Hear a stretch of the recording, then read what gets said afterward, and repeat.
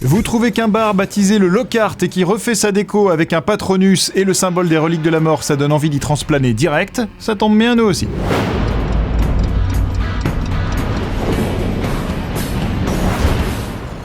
Oui, on est en Irlande. Et oui, c'est la grosse info du moment, Star Wars épisode 8 pourrait voir son tournage débuter avant la fin du mois chez nos amis irlandais. Alors au début, cette info avait de quoi faire peur puisque Entertainment Weekly annonçait non pas le tournage de l'épisode 8, mais des reshoots pour l'épisode 7. Les reshoots, vous savez, ce sont ces nouvelles scènes qu'on commande après la fin du tournage principal et qui servent à compléter ce qui manque ou éventuellement à retoucher le film.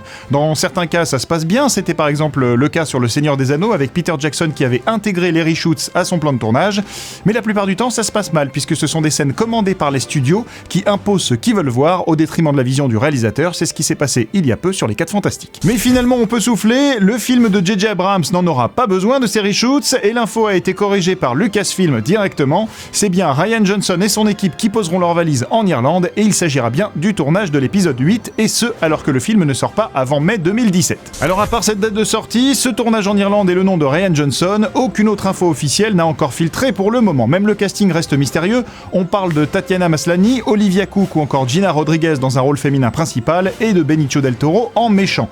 Il se pourrait qu'Oscar Isaac et les petits jeunes de l'épisode 7 reviennent, forcément c'est l'épisode 8, mais tout ça reste à confirmer, en gros on n'a pas grand chose à se mettre sous la main. La main de Luke Skywalker.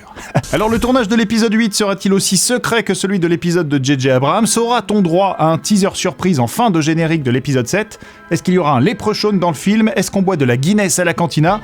On espère avoir prochainement toutes les réponses à ces questions, et ces réponses, elles vous seront sans doute apportées par Mathilde, qui revient la semaine prochaine, lundi ou mardi, on ne sait pas encore, car elle termine ses cours à la Jedi Academy. J'ai vu que vous vous inquiétiez dans les forums, pas de nouvelles de Mathilde, et si on en a donné dès la reprise, souvenez-vous.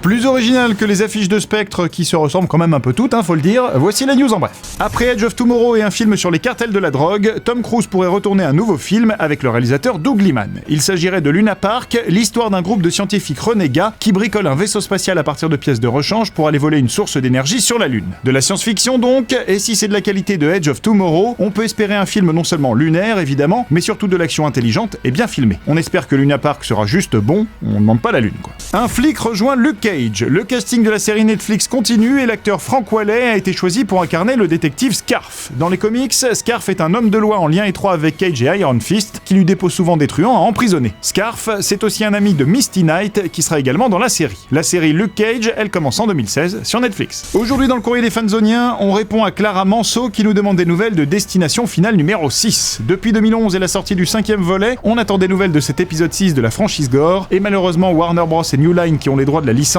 n'avance plus sur le projet depuis 2013. Le projet est dans les choux car aucun scénario n'a été commandé par les studios et la saga d'horreur semble avoir atteint sa destination finale.